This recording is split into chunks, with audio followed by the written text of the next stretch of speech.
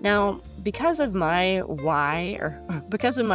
to podcasting, I have a clearer understanding of the type of writing I want to do. I've grown my... You can't get that in a business acquaintance. If all you have are business acquaintances, the only thing you'll ever know how to write are business acquaintances. And I really think mythology stories can resonate with young readers because mythology tales are ageless. They're timeless. The publishing industry really is about getting the best book out there. So make sure you're putting out your most quality work. Email marketing on average has 50 to 100 times more people clicking on your link.